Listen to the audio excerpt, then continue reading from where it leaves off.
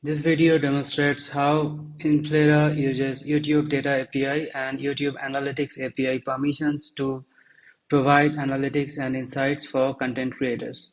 We will walk through the complete OAuth 2.0 authorization flow and show how the requested data is displayed to the users. First, we will log into Inflira as an influencer user.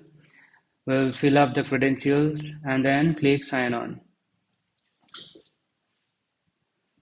Once the sign-in is successful and we land up on the dashboard, from here we will navigate to the analytics. And as you can see on the top right corner, the connections button where the connection manager lives, we will click on it.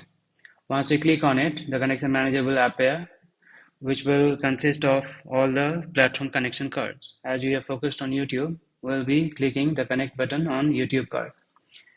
Now, as you can see, before initiating OAuth, user must acknowledge the following requirements.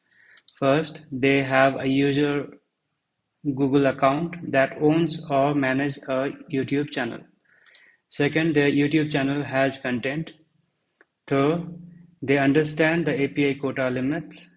They consent to read-only data access for analytics purpose. Now we will click on Next. This is the most important screen where the widget displays exactly which permissions Inflira will request.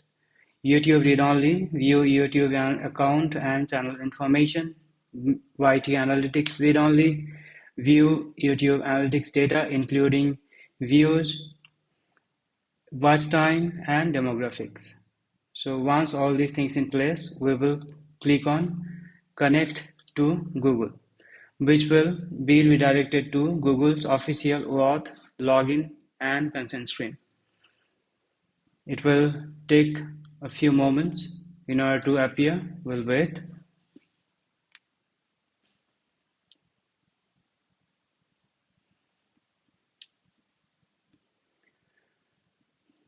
It's still loading.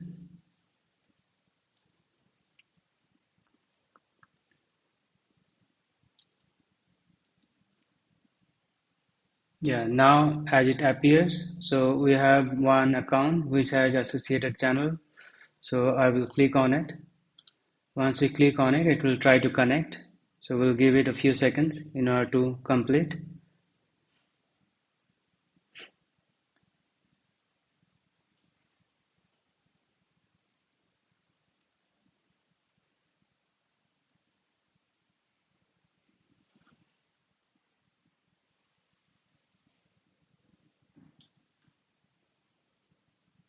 So as the app is still under review by Google, so this pop-up comes up. Just to bypass under the testing environment, we will see advanced and then go to inflira.com.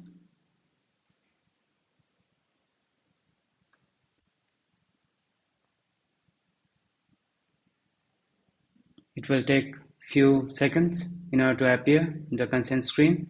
Yeah, now this is the most important screen, which is consent screen, where Google will show the requested permissions. So as I had previous connection attempts, Google has saved the requested permission.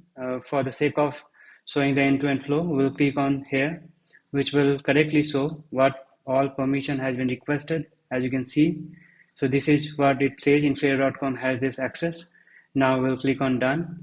Once we are confirmed what has been shown here, we'll click on continue.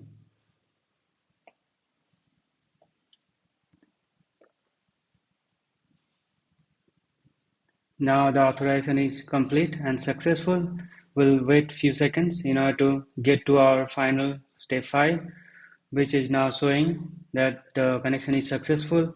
Now under the connection details, we have the access token, refresh token, and granted scope, which is rightly showing 2 permissions that we have requested for. Now, once this is completed, we'll go to View YouTube Analytics. For that, we'll scroll down, go to Analytics Hub, and go to YouTube, where you can see we have 3 different tabs. One is Overview, another is Audience, third thing is Content.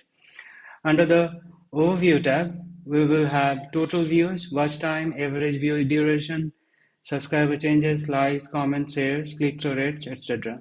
On the audience tab, we will have age group distribution, gender breakdown, top countries, traffic sources, device types, etc. On the content, it will necessarily appear the contents that is listed under the channel.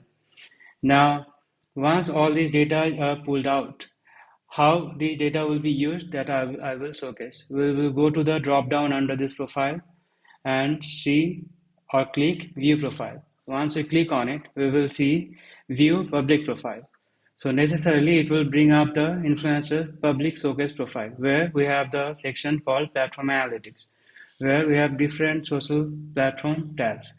Once we click on YouTube, it will show exactly what are the metrics that are being pulled out. Now how this is used, I will explain. Say a brand comes into our platform, uses our discovery engine and try to find suitable influencer for their upcoming campaign or product promotion needs.